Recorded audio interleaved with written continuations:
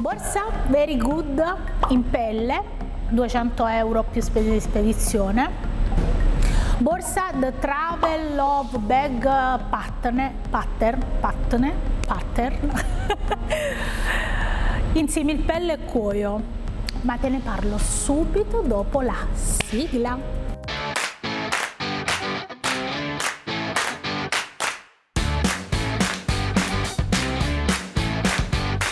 Prima di iniziare e di parlarti del testo di utilizzo che ho fatto con queste due borse che ti ho fatto vedere prima della sigla, ti ricordo che questo video non è sponsorizzato, non vengo pagata né da un brand né dall'altro, né per parlarne bene né per parlarne male. In questi video esprimo semplicemente la mia opinione con un po' della mia professione e soprattutto ci opponiamo a tutto quello che è la contraffazione e la produzione illegale di borse o comunque di prodotti contraffatti, e quindi compra sempre borse originali. Una cosa che ti chiedo di fare è di iscriverti al canale per darmi supporto, è importante perché per crescere ho bisogno anche del tuo aiuto, ho bisogno che condividi il video, che mi dai supporto, è il nono nano che mi dai supporto e che mi aiuti anche con un like, con una condivisione, perché YouTube premia tantissimo e per crescere ho bisogno anche di te. Sto registrando questo video il giorno dopo che ho raggiunto i 1800 iscritti, che per qualcuno sono una cifra irrisoria, per me sono tantissime, perché persone interessate alle borse originali, a sentirsi una tipa anche a volte un po' pallosa e ripetitiva come me, che parla delle puntate e dei fatti suoi, non è proprio semplicissimo. Quindi grazie per quest'opera di bene che fate verso di me, e soprattutto grazie al Made in Italy, a tutto quello che fate utilizzando i vostri soldi e incentivando tutto quello che è l'economia buona, reale, eccetera, eccetera, eccetera. Andiamoci a guardare le borse. In questi giorni, poi leggendo un po' i commenti, parlando un po' con le persone anche su Instagram, se non mi segui mi raccomando, insomma, seguimi anche su Instagram che è la mia chat riservata di YouTube, parlavamo un po' con delle persone della mia diciamo celata goffaggine, mettiamola così, e quindi di come poi, che ne so, mentre sto facendo un video mi inciampo o mi succedono delle cose, perché ovviamente adesso anche per far vedere che sono veramente imbranata, e che non lo dico per marketing, laddove poi fosse marketing dire che uno è imbranato, sto lasciando dei pezzi non montati di cose che mi succedono. Io cado spesso, ma cado perché cammino con la testa nelle nuvole e come buona abitudine, non so se pure tu quando cadi, io faccio delle cadute plateali, proprio a livello che cado proprio nei momenti in cui non dovrei cadere, se mai ci fosse un momento in cui cadere. E una delle ultime cadute che è rimasta storica perché mia figlia ancora ci ride, in pratica stavo attraversando, poi come stavo carica buste della spesa, borse del computer, eccetera eccetera, comunque carichissima, improvvisamente non vedo una buca, perché poi in tutto questo stavo pensando tra problemi di lavoro, cose che dovevo rispondere a una mail, le solite cose sbagliatissime di non viversi il presente ma di viversi le cose. Improvvisamente comunque sento la caviglia, come dire, prendere una storta, mi vola tutto, sembrava il rally, cioè io mi sono vista questa immagine di cadere, mia figlia davanti che si è girata e mi ha trovato praticamente tipo fiore, con tutte queste buste disseminate, con un ordine che neanche, cioè contro ogni legge fisica in pratica, e io a terra. Ma la cosa migliore è stata l'agilità e la velocità con cui mi sono alzata, e dopo sentivo dolore alla pacca alias culo, anzi non tutto ma solo una parte praticamente tradotto.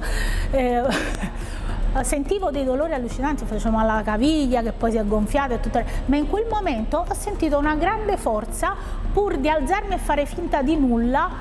eventualmente ci fosse qualcuno intorno che mi guardasse. Tutto questo perché io nella vita sono un pochino così, cioè tendenzialmente pure quando mi succedono delle cose negative o faccio degli errori o tutto il resto, cerco nel miglior modo possibile di rialzarmi, fare no finta, insomma piangere in disparte e in pubblico far vedere che non è successo nulla, non è successo nulla. Sarà stato anche che c'era mia figlia per non farla impaurire. Detto questo, che non so neanche perché te l'ho raccontato, vabbè, comunque per riportarmi ai misteri della vita e del perché poi queste due borse sono ricollegate con tutto questo, è fondamentale perché una racconta proprio di persone che fondamentalmente sono cadute e sono cadute nella brutta situazione di produrre borse contraffatte. Infatti Very Good, che è un bellissimo progetto portato avanti da stilista e avvocati, molto studiato dal punto di vista pure del messaggio importante che questo tipo di brand e pure la moda in sé deve dare, che è quello di un'etica più calzata veramente sulla nostra realtà sociale. Sono persone che appunto si sono rialzate perché facevano manodopera per il fake e adesso invece producono per i brand originali. Qualcuno sotto al video ha obiettato che sono stata un po' troppo stretta coi voti. In realtà io tendo sempre a ponderare le eccellenze, perché perché le borse poi le devo testare, devo vedere se mantengono, e anche i test che faccio ovviamente non possono essere sicuri al 100% perché hanno un tempo limitato, poi riutilizzo dopo un po' di tempo le borse, però ovviamente è come se ti stessi invogliando a comprare qualcosa solo ed unicamente sulla questione qualitativa. Sai bene che se siamo qui e te, delle borse non parliamo solo dal punto di vista qualitativo inteso come prodotto, parliamo anche dal punto di vista qualitativo anche come progetto, e quindi i voti li mantengo sempre nella media, diciamo che oltre il 3, anzi dal 4 al 5 per me sono borse che valgono al 100%, sotto c'è qualche critica, però è ovvio che come dire, sono sempre dati rinchiusi di quella che è la mia esperienza e anche fondamentalmente di quello che è il mio amore, o comunque di quello che mi fa scaturire comprare un brand invece che un altro. Tornando a questa borsa di Very Good, ti lascio il video qui per farti vedere e noi ci vediamo subito dopo. Sto per andare al lavoro.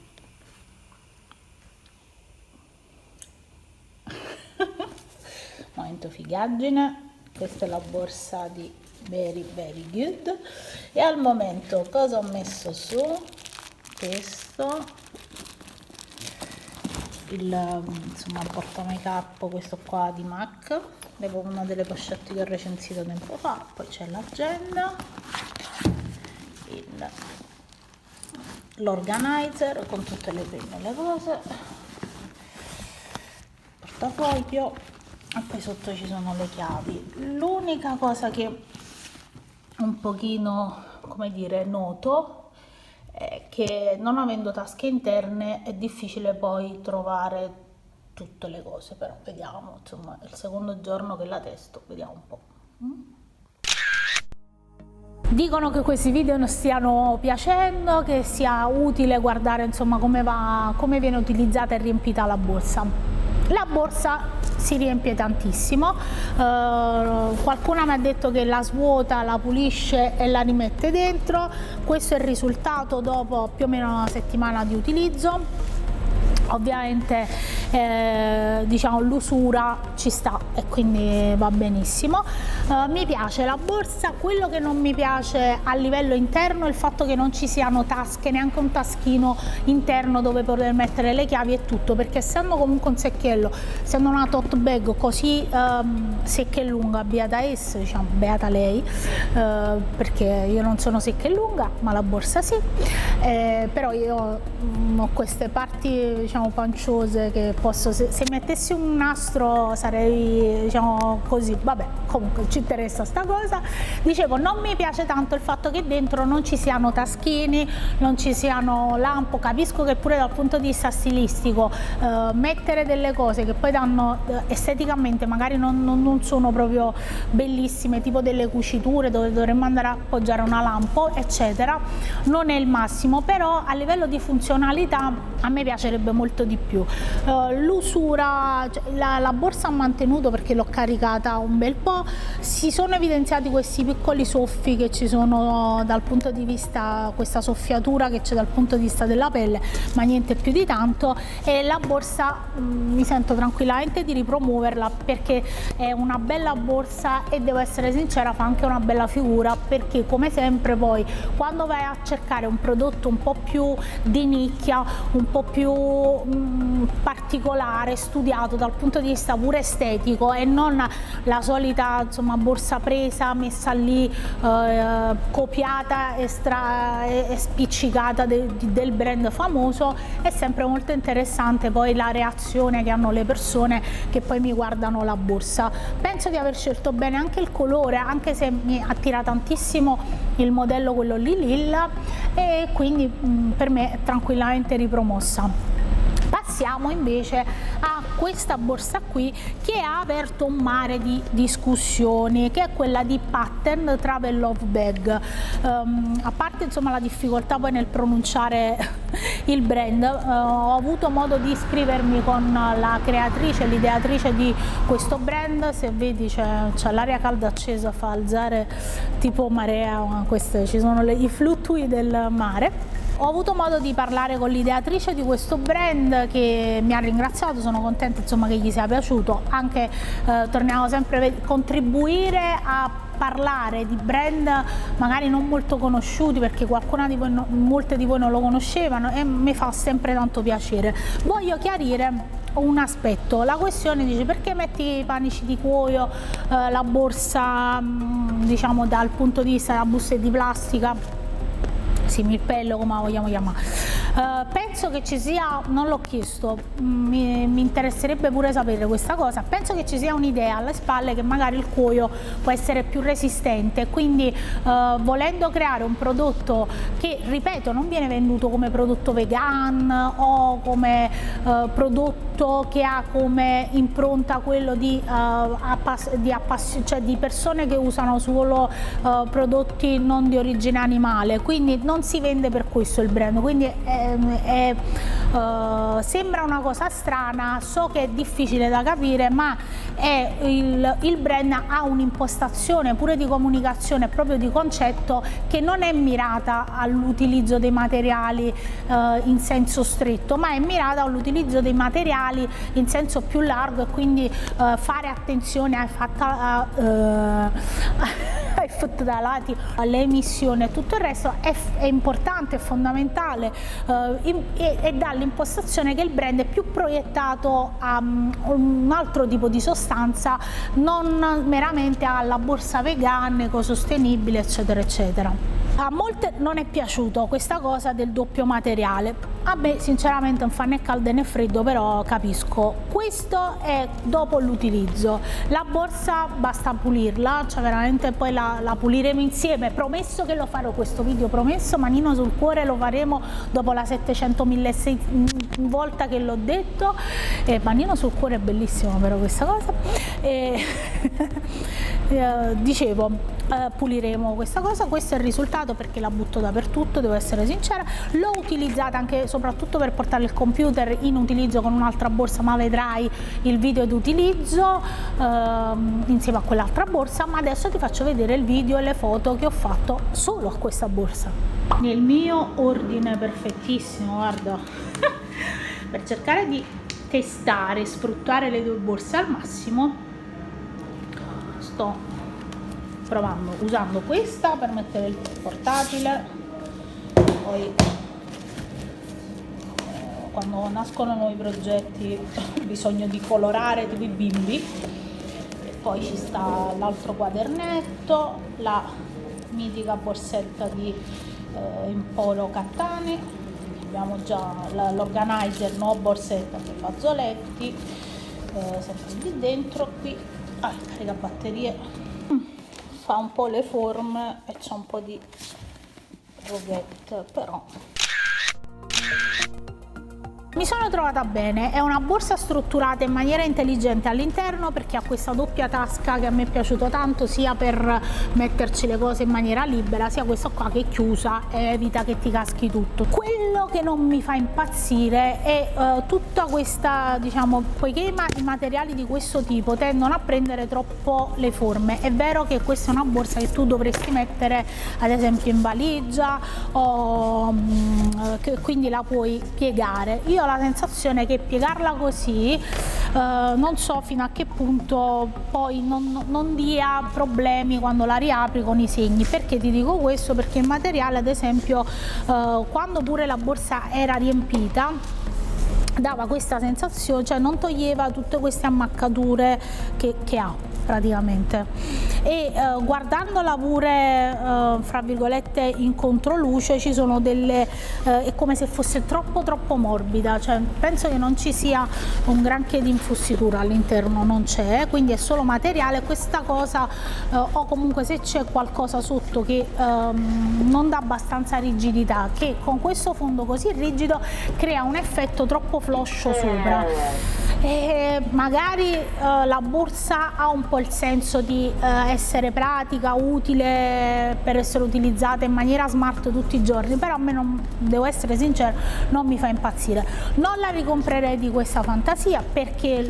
cioè, mentre pensavo che tutti questi colori fossero facili da abbinare, in realtà è una festa.